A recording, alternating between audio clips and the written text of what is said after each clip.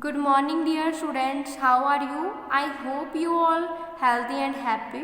This is your physics class. Before starting the work, let's take pledge against COVID-19. I, Ramandeep Kaur, commit to be vigilant and bear in mind at all time the risk to myself and my colleagues from COVID-19.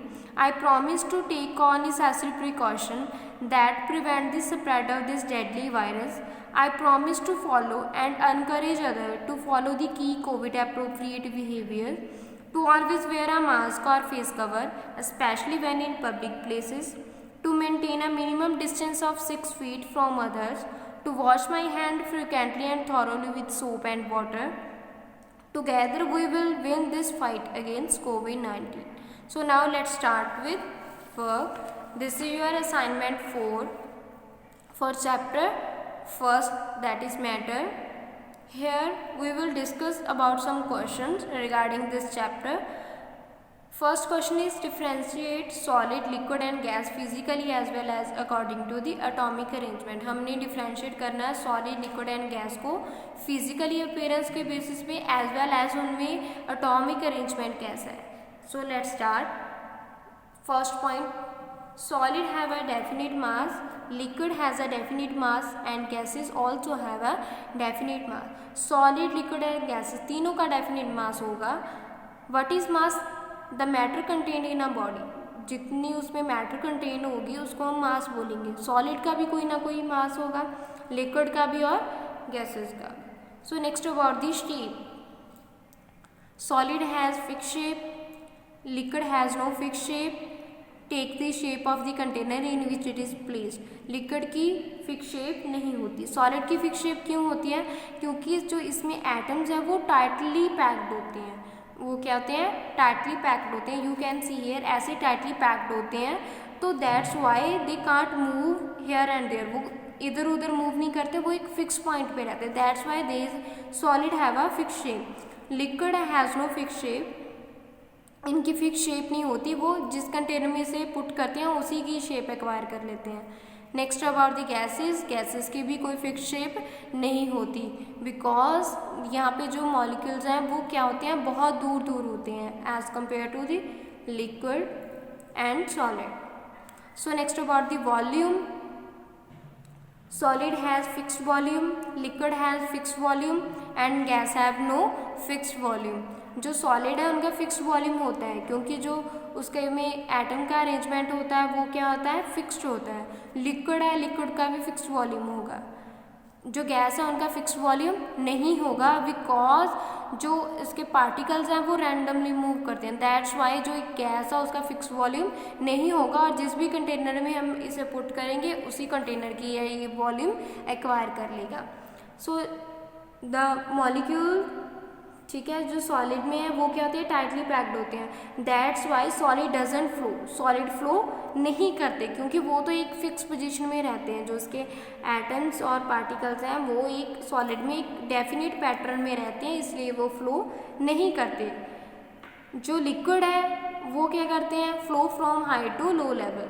क्योंकि यहाँ पे force of attraction है between the molecules वो थोड़ी कम हो जाती हैं और ये मूव करते हैं because there are some spaces between the molecules. यहाँ पे मॉलिक्यूल्स में थोड़ी थोड़ी स्पेसेस होती हैं और ये रैंडमली मूव करते रहते हैं इधर उधर. तो दैट्स वाई लिक्विड है मूव करते हैं from high to low level. Gas में जो इसके पार्टिकल्स होते हैं वो फ्लो करते हैं इन ऑल अवेलेबल डायरेक्शन. सारी अवेलेबल डायरेक्शन में फ्लो करेंगे because there are negligible force of attraction between the molecules. क्योंकि जो मॉलिक्यूल्स है उसमें तो नेग्लिजिबल फोर्स ऑफ अट्रैक्शन है, वो रैंडमली मूव करते हैं इधर उधर. So that's why gases flow in all available direction.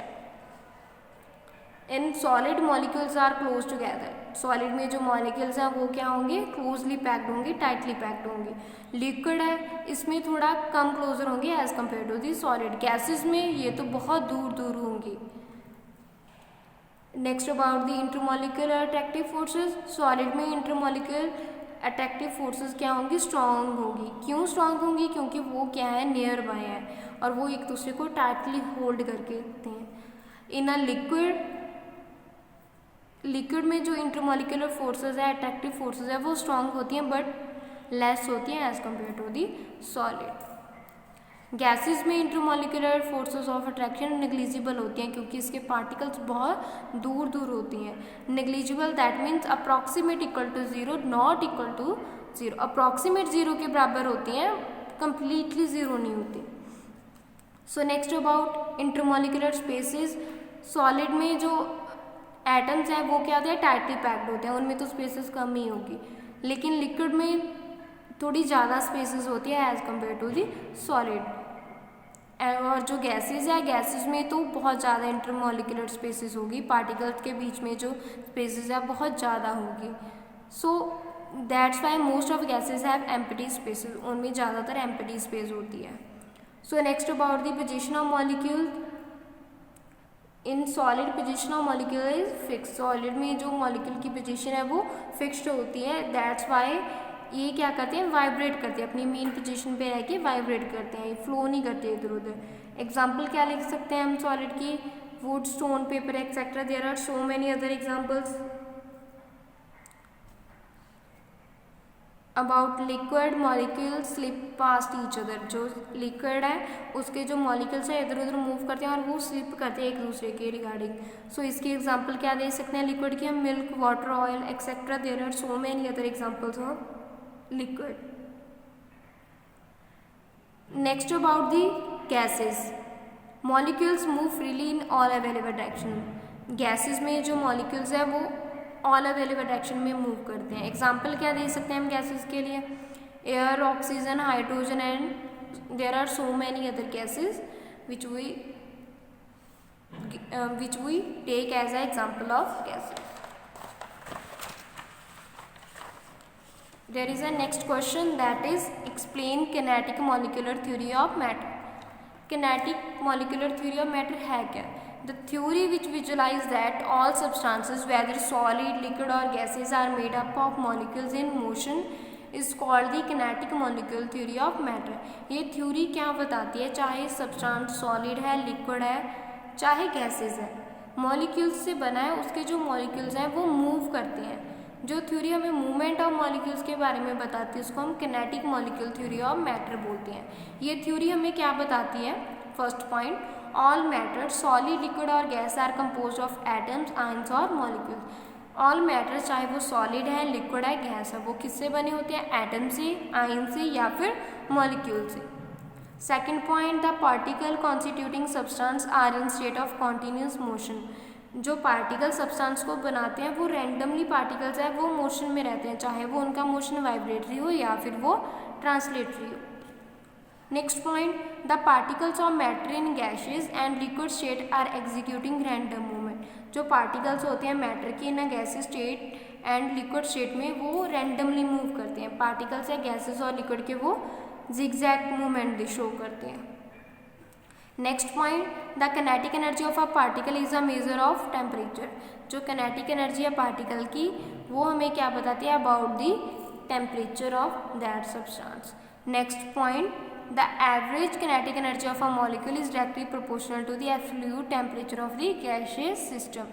Average kinetic energy है मॉलिक्यूल की वो किस पे डिपेंड करती है, to the absolute temperature of gaseous system. जितना ज़्यादा टेम्परेचर हाई होगा उतनी ज़्यादा उसकी किनेटिक एनर्जी होगी. So next question, explain change of state in matter using kinetic energy. यहाँ पे फर्स्ट ऑफ ऑल डायग्राम है, ठीक है, यहाँ पे स्टेट है मैटर की वो चेंज हो रही है. First of all, a solid changes to liquid when we rise the temperature. जब हम टेम्परेचर को राइज करेंगे सॉलिड है वो किस में कन्वर्ट हो जाएगा, टू द लिक्विड फॉर्म. उसको हम क्या बोलते हैं, मेल्टिंग. मेल्टिंग क्या है, जब सॉलिड को हमने हीट किया ये किस में चेंज हो गया, लिक्विड में, उसको हम मेल्टिंग बोलते हैं. इसकी एग्जांपल ले सकते हैं, जब आइस मेल्ट होती है तब क्या होता है, वहाँ पे वाटर भी होता है, सॉलिड भी. मीन्स एट मेल्टिंग स्टेट पे solid and liquid both state को एग्जिस्ट करती है, दोनों सेम टाइम पे सॉलिड भी है और लिक्विड भी है. यहाँ पे हमने टेम्परेचर राइज किया तो यहाँ पे क्या हुई, हीट एब्जॉर्ब हुई. सेम जब हमने लिक्विड को हीट दी मतलब टेम्परेचर राइज किया तो ये लिक्विड है वो किस में चेंज हो गया, to the gas. By the process of evaporation. Evaporation के थ्रू लिक्विड है वो गैस में चेंज हो गया। जब हमने सॉलिड को हीट किया, स्ट्रांगली हीट किया, तो ये लिक्विड में मेल्ट होने की बजाय सीधा किस में चेंज हो गया, to the gaseous form. So this process when a solid changes to the gas, this process is known as sublimation. इसको हम क्या बोलेंगे, sublimation.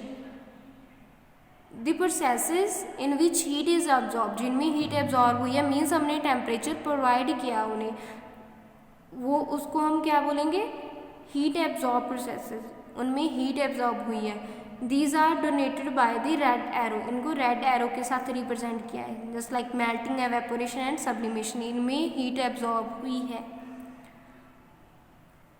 So next about the solidification. जब लिक्विड है, लिक्विड को का हम टेम्परेचर है वो क्या करेंगे, कम करेंगे, ठीक है, तो ये क्या बन जाएगा, लिक्विड किस में चेंज हो जाएगा, सॉलिड में। So this process is known as solidification. When a liquid changes to the solid, this process is known as solidification. When a gas is compressed, जब हम गैस को कंप्रेस कर रहे हैं तब क्या होगा, जो गैस है वो किस में चेंज हो जाएगी, to the liquid. When a gas changes to the liquid, this process is known as condensation. इस प्रोसेस को हम क्या बोलेंगे, condensation. When a gas directly changes to solid without going to the liquid state, जब एक गैस है सीधा सॉलिड में कन्वर्ट होगी, वो लिक्विड स्टेट में नहीं, गैस है सीधा किस में चलेगी, to the solid form, this process is called deposition. इन प्रोसेसेस में क्या हुई, हीट रिलीज हुई, जो ब्लू एरो के साथ डोनेट हुए हैं ना, तो वो वाली प्रोसेसेस में जो हीट है वो रिलीज हुई। So the arrow donated by the red line, in this processes heat is absorb, और ब्लू एरो के साथ जो रिप्रेजेंट करें उनमें हीट रिलीज हुई है। So this is all about the change of state of matter. So thanks student, have a nice day.